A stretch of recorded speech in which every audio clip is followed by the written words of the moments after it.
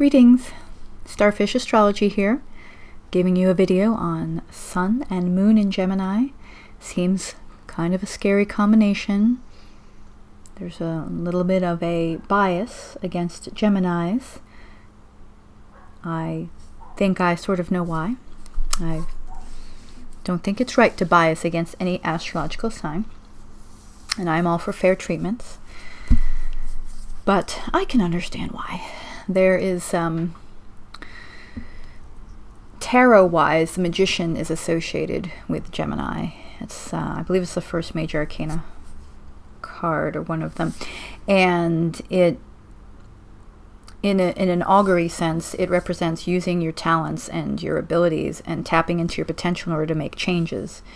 And a common characteristic with Gemini is to be the jack of all trades and the master of none, and to not really be motivated to enact change, either through lack of mastery in an area or lack of confidence in the mastery.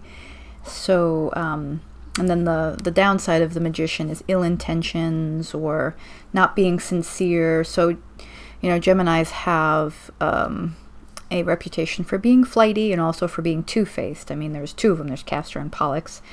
And sure, I mean, anyone has the capacity to be two-faced, any astrological sign. A lot of it has to do with the interactions of the planets and the luminaries and the rising sign and the angles in the chart. And sure, I've had some confirmation bias on Geminis, having my own experience with them being somewhat insincere, some of them extremely insincere. But I don't think that it's fair to be anti-Gemini. You know, you have a lot of shitty experiences with people. It generally points, generally, not always, but it can often point to some things that maybe annoy us about ourselves. So let's start with Sun and Gemini. The Sun is your vitality, it's your ego, your sources and expressions of empowerment, and conversely, your sources and expressions of disempowerment. So the Gemini vitality is full of nervous energy, fueled by the desire to share what they know with others. And depending on the Gemini and various factors, they might enjoy being in the know about people and gossip and celebrity news and things like that, or they might enjoy knowing a lot about a particular subjects, or having a desire to learn a lot of trades, a lot of crafts. In any case, depending on many factors, the Gemini's need to know is always very apparent. How it manifests, though, is up to other factors. So the Gemini's ego tends to be wounded when they feel like they don't know enough, or they don't have all the information. They're not the hub of information for that particular subject or subjects, or maybe they even feel that they're not smart enough, despite having all this information at their fingertips, and even the accolades of others, and perhaps grades or certifications or degrees to prove it. Very often there is still that childhood need to just be accepted for who they are. As much as they feel powerful when they can be the hub of information, they feel best when they are accepted and appreciated for who they are, not just for their information, or not just for their knowledge or their ability to perform, you know, certain tasks really well. Gemini's will can run hot and cold, and their desires are often fleeting. They can lose interest easily, especially if they don't feel like they're good at whatever they're pursuing. Sometimes if they're not good at something right away, because they are used to finding a lot of things that they can pick up rather quickly, then they will just toss it to the side without putting any real effort. And so the ability to accept struggle, and dogs drinking water, always when I'm making a video, always. She might not drink for like hours, and then I turn the camera on and it's slurp, slurp, slurp. So sometimes a Gemini will run away from anytime there's something challenging going on. And ideally, early on in life, the parental units or whoever the guardians are, the teachers, are able to encourage struggle and encourage making mistakes. Because if a Gemini learns that something is wrong, they get very hung up on being wrong or being right. And this is sort of endemic in our entire society, is that that critical thinking, it basically does not make its way into the equation. I ask you a question, you have to be right or you have to be wrong. And then there's some terrible thing about not knowing the answer to something, or about misconstruing someone's intentions and hurting their feelings, or like just the idea of being wrong. There's nothing wrong with being wrong.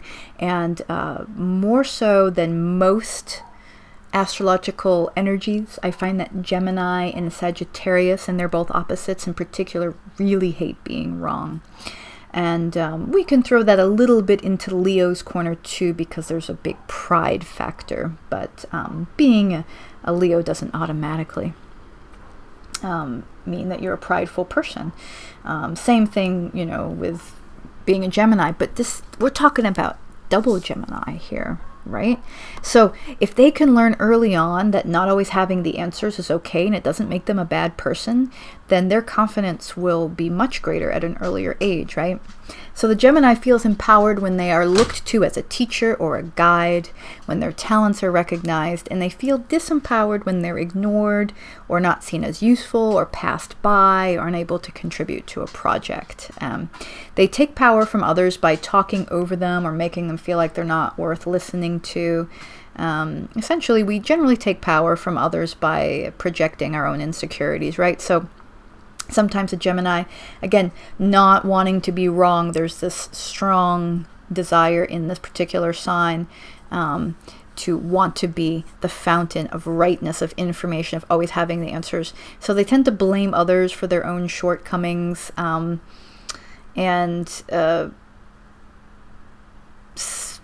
you know, they often don't keep commitments either.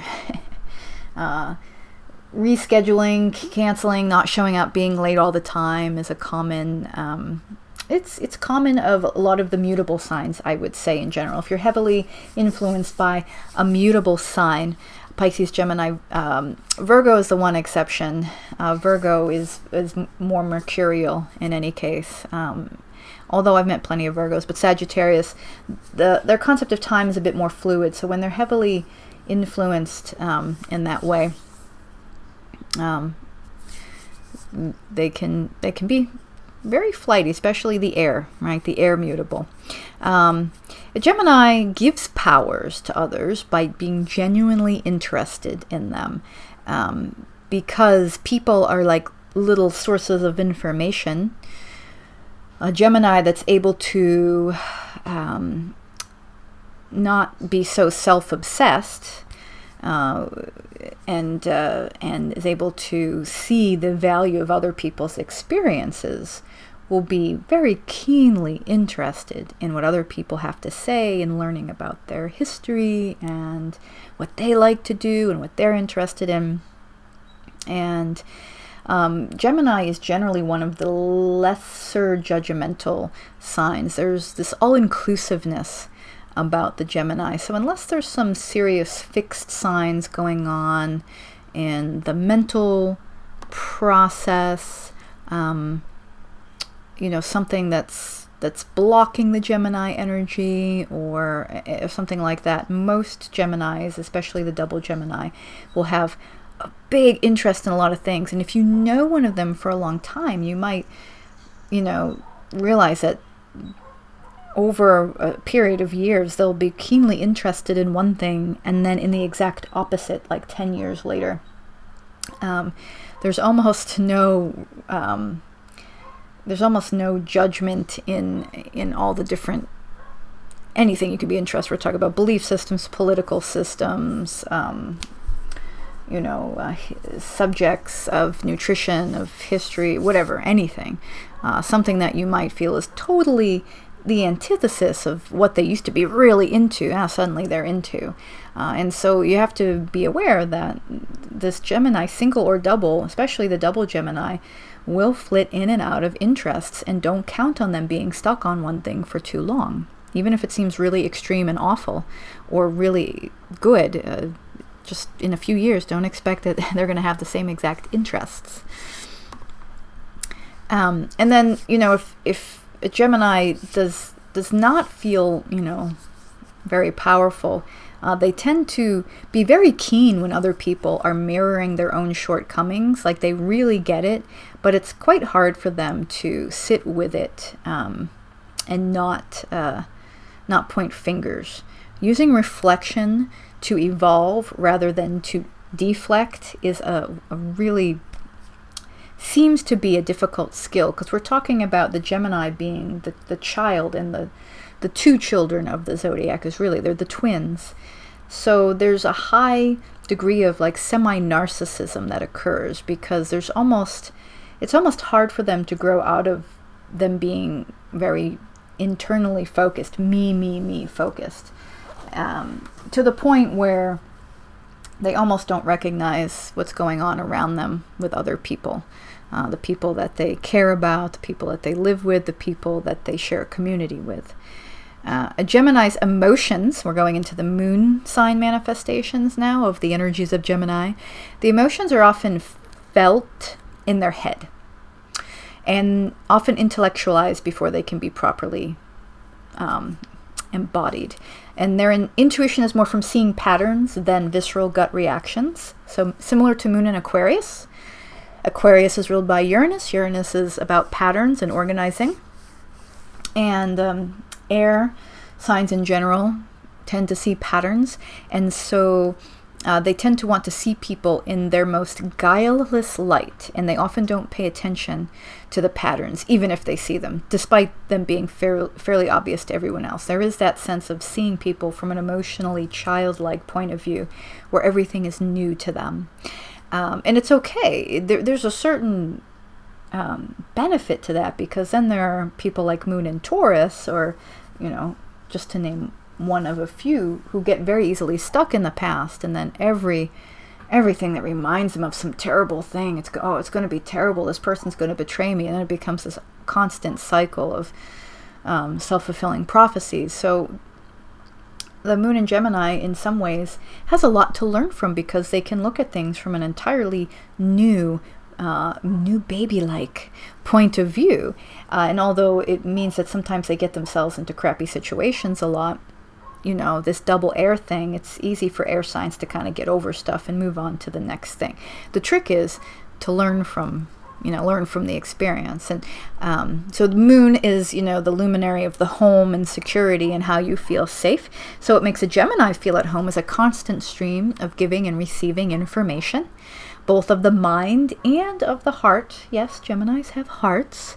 And expressing their feelings in words through writing or speaking, or both. And luminary Geminis express emotions somewhat lightly and coolly, and it takes quite a bit for them to get hung up on anything very deeply. Things seem quite surface to the onlooker, like somebody like me, like a Pisces who is more entrenched in emotions and gut feelings. Sometimes can look at the Gemini moon expression of things and just see somebody that doesn't care. Eventually you get to the point where you don't impose your emotional reactions onto other people's reactions and expressions. But, so initially, if you're with a Gemini moon, you might get the impression that they don't care, they don't get too emotionally involved, and that's not necessarily true. They interpret emotions as bits of information, sometimes deflecting other people's pain because they haven't learned how to deal with their own. So anytime a Gemini, particularly lunar Gemini, has something from their childhood that they're dealing with, and lunar Geminis tend to have childhoods where they're either moving around a lot. Like, I know a lot of army brats as they call themselves, with Moon in Gemini. Either they moved around a lot, or they changed schooling a lot, or something in their life just wasn't very constant. And it could be mom, because it's the moon. It could be and sometimes you have to look at the housing placement to see where that is, or how the moon relates to Saturn, or other things. But generally there's something in the lunar Gemini's early childhood that was ephemeral, and they couldn't really count on always being the same. And depending on the personality, that could be fine, and for others it could have been really jarring and disturbing. So there's that to think about. Sometimes, when they're really in tune with their own emotions, and they allow things to be felt, like in the body, felt viscerally, instead of just intellectualized and pushed out of the way, they can verbalize somebody else's emotions better than they can. There is that ability as a mutable sign to be able to seep into someone else's thoughts and feelings. It doesn't come as easily to the Gemini, because for them the head is kind of where things get to be processed. And Geminis don't generally judge people for feeling things that society considers bad or good. If you consider that the ruling planet is Mercury, and Mercury is likened to Loki, and there's something about Gemini that's very what's the word? I know the word. Neither masculine or feminine. Gender neutral. And because of that gender neutrality in their own sort of makeup, their own energetic makeup, they don't see a lot of black and white like everybody else does. And again, not super judgmental people. There's got to be other things going on that black out the sun or the moon in Gemini for this to really happen. So the Gemini moons viscerally react to being emotionally wounded by making excuses, blaming others, and maybe just leaving. That's a thing too. They may not go very far. They may not be super dramatic about it, like the moon in Sagittarius tends to just throw out the baby with the bathwater. There's a little bit more drama there because of the fire and that desire to get further away. Because Sagittarius is long distance, exotic, big leaps, and Gemini's small leaps. But there is still the tendency to just sort of want to, okay, I'm done with it. So this is it. I'm not going to deal with it. I'm just going to leave it. So unless something in the chart points to a more stubborn or clingy part of a personality, then it's going to make them seem kind of fickle or afraid of commitment. But when they mature, the lunar Geminis are that person that you really want around, because they can assess a situation from an emotional standpoint and not get too involved, but still be able to deal with it. Just, they won't be the person running around with their hair on fire, which is always great to have people like that around. Okay, so the Gemini sun and moon, when it comes together and you're thinking, wow, it's a lot of Gemini, it's a lot of mercurial energy, it's a lot of air. And because the sun and moon are considered, really strong energies in the chart, they are closer to us. I would say that, unless there's absolutely no other air in any of the planets or in the ascendant, then this person probably has a strong air-like energy. And from the Jungian psychology standpoint, this is where the term airhead came from. People with a lot of air or strong air placements in the chart tend to come across as not always there. They're not very grounded. They tend to be living in their own world. Another part of being a highly air-focused chart is that they don't always go out and seek knowledge. Now, we talked about Geminis wanting to learn and be the holder of all information, but information is different than knowledge. So Geminis don't always learn from their experiences, which to me is what knowledge and wisdom is. It's experiencing something or being very close to somebody who is, and being entrenched in it, and then having that ability to look upon that situation, learn from it, know, then empathically understand what others are going through when they mirror that situation. And it's just that maturity, really, that you can't you can read all the books in the world, Gemini, but until you start experiencing things and letting the feelings come in and out, and be sad and happy and all the things in between, you can be pissed off, you can be super complacent too. I mean, you've got the whole gamut of emotions, and a lot of times Gemini doesn't allow those emotions to travel past the head. And you'll see a lot of Geminis, because they talk a lot when they're nervous. Sun and Moon and Mercury does this. There's that tendency to get a lot of problems in the throat. Sometimes a lot of Geminis will have sinus issues too, because they're related. And if you find that talking is something that you just default to, you can't stop doing it, or you have a lot of throat issues, or you tend to speak very nasally, you speak mostly from the throat, you don't really have access to your chest voice, then I would say go meditate. Go get something going that helps you work with the thoughts in the head and just slow things down. Get off the computer screen. It's very stimulating. It's to see those little lights, they're constantly blipping at you. TV hypnotizes you.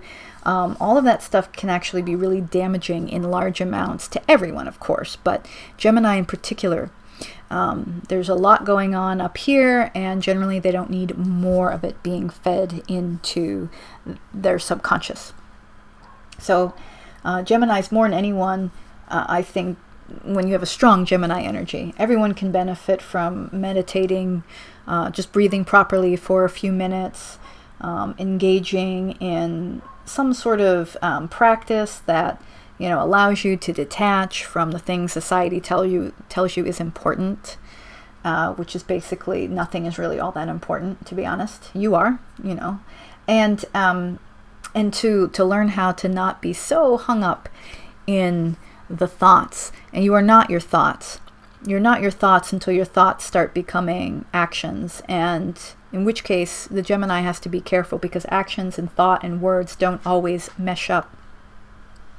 Solar or lunar. And there's a lot of, practicing what you preach, I think, is important. And I feel really strongly about that. And I know that not everybody is aware of that. And there is potential in the more mercurially owned signs like Virgo and Gemini to do a lot of preaching and not a lot of practicing. Even though they think they are.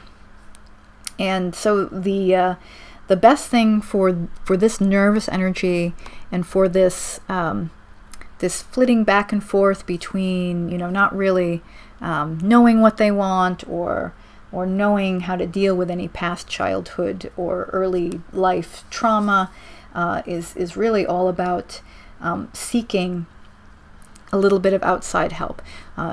Gemini is often associated with siblings and close community communication, and I believe more than most of the sign energies, Gemini really does benefit from interacting with other people. The people they interact with early in life will be super influential, especially if we have double Gemini here. They're mutable, and all mutable signs are very gullible and can easily, with a stronger personality behind it, the mutability can cut through things like water and learn how to adapt in all situations to eventually come out on top. The converse of that is that you're constantly being pushed around by other people and told what to do and how to think, and it's very subversive. And then, you can feel what other people are feeling, and you don't want to bother them or hurt their feelings or whatever it is. And then, of course, there's the middle ground, right, where you recognize that some people have imposed their truths on you and you don't care for most of them, and you're going to go and find your own. And that's what Gemini really needs to do. They need to experience and have wisdom. They need to grow wisdom and not get so hung up on the person, including themselves, that knows all the things. Knowing the things is great, but without knowing yourself and having experienced some highs and lows, and then really letting yourself feel them, cry about it, punch a wall about whatever it is, without having really experienced all that, then basically, if your self-worth is only based on how much information you know, then you will never be worth anything, because there's infinite amounts of information that you will never be able to get all of it in your head in this one little lifetime. So, double Gemini, learning to be worthy regardless of how much they know, learning to experience things fully and viscerally deep down and get it out of here. That would be my advice, quick advice to the double Gemini. So that's my short video. I could go on, like I always say that I could go on. I could do that. And we'll probably be doing the double Taurus next. And then we have some requests for Taurus Aquarius Sun Moon, and I think it's Gemini Libra Sun Moon. I have a whole list, so I get to them when I get to them. And I hope you enjoyed it. If you have any questions, let me know. I do readings. I do them over Zoom so we can be face to face. So feel free to send me an email and we can set up a short or long report. We can do relationship charts. I love it all. I do it all. But also, we all know that we do these things in the context of our environment and in free will. So astrology is not a system for living. It is merely one of many tools for self-reflection, as far as I'm concerned anyway. All right, see you guys later.